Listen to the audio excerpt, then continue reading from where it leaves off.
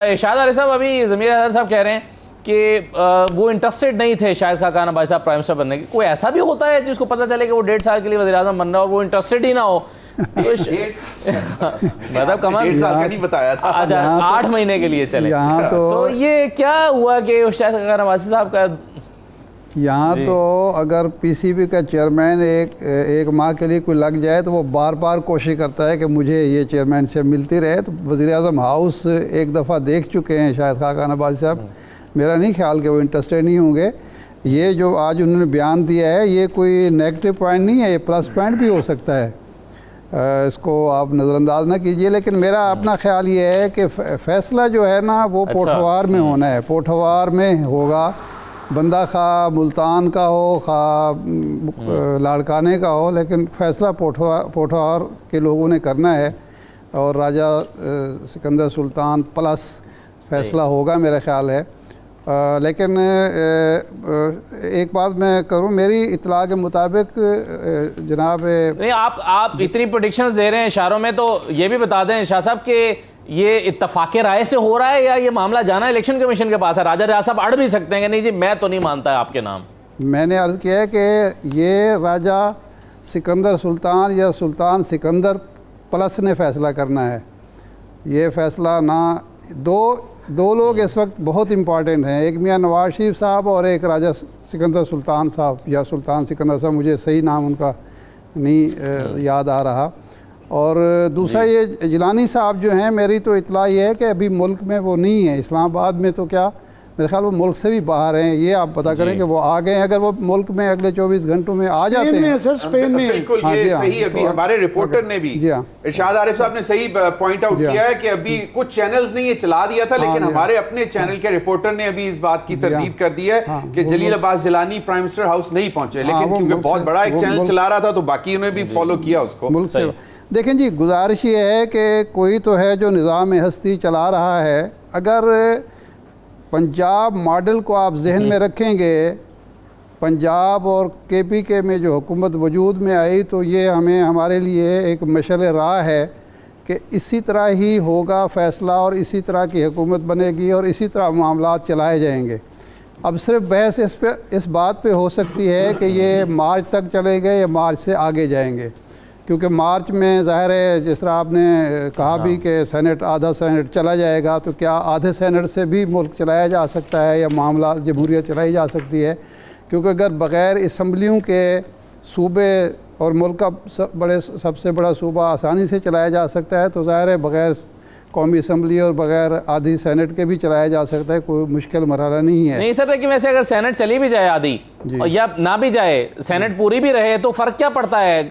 कौमी असम्बली तो है नहीं, लेजिस्लेशन तो होनी नहीं है, तो सेनेट ने करना क्या है? नहीं, इशू नहीं है ये नहीं सेनेट जो आपने सेनेट तश्कील दिया था वो इस नुक्ता नज़र से तश्कील दिया गया था, उसकी जो आप बहस देखें ना उस वक्त की पार्लिमानी बहस के, सेनेट मुकम्मल सेनेट हर सूरत में मौजूद होगा, जो अलामत इस बात की होगा कि इस मुल्क में जमहूरियत मौजूद है, इस मुल्क में पार्लिमानी जमहूरी निज़ाम मौजूद है। उसका मतलब ये होगा कि जमहूरियत का तसलसल है। ये दो ओहदे जो हैं खाली इसीलिए एक इदारा जो है उसके बग़ैर मुल्क नहीं चलाया जाता, वो सेनेट है, और एक मनसब है जो सदर का मनसब है कि वो खाली नहीं छोड़ा जाता।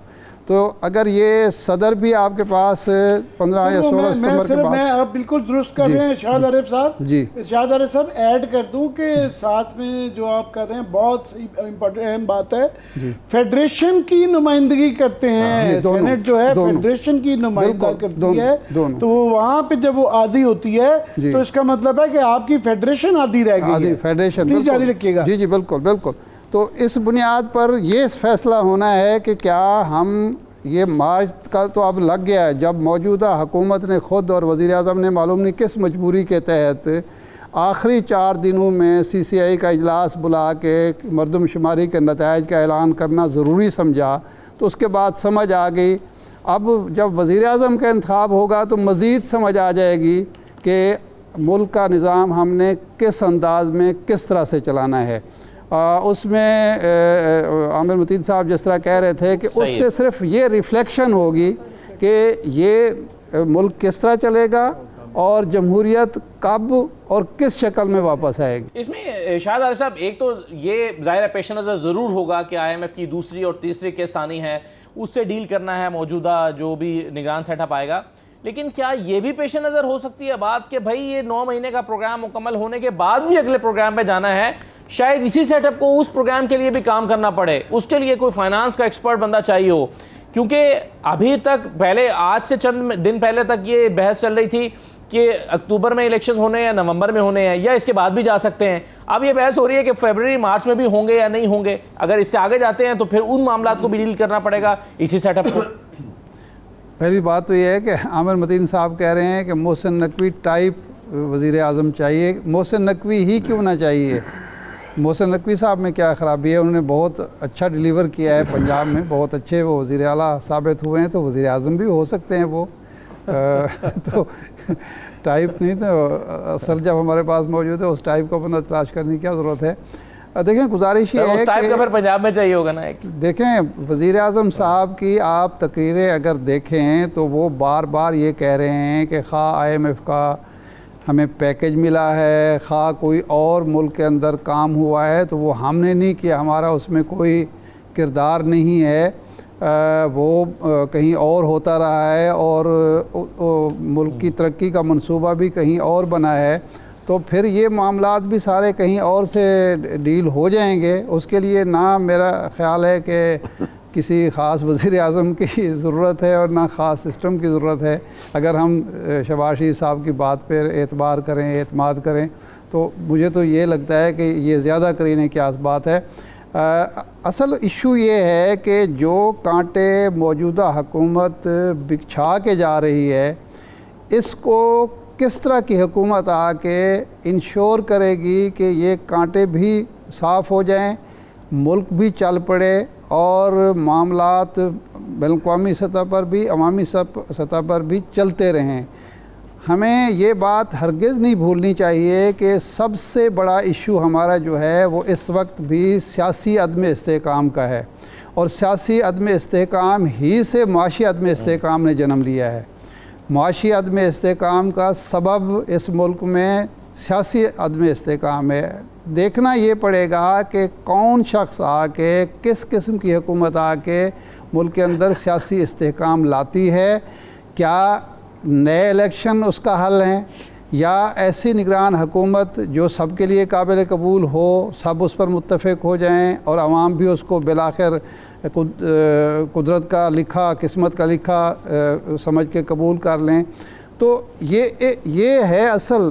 कोई किसी तरह सोचता रहे कि जी ऐसे हो जाएगा तो ऐसे हो जाएगा। सियासी अदम इस्तेहकाम उस वक्त आएगा जब इस मुल्क के अवाम मुतमईन होंगे, और उस इत्मीनान की बुनियाद पर आप देखेंगे कि यहाँ टैक्स कलेक्शन बेहतर हो जाए लोगों के अंदर। इस वक्त अगले महीने आप देखेंगे जब नए बिल आएंगे बिजली के, तो यहाँ किस किस्म की मुश्किलात हुकूमत को और हमारे टैक्स कलेक्शन करने वाले इदारों को पेश आएंगी, उसका अंदाज़ा भी हमें लगाना चाहिए।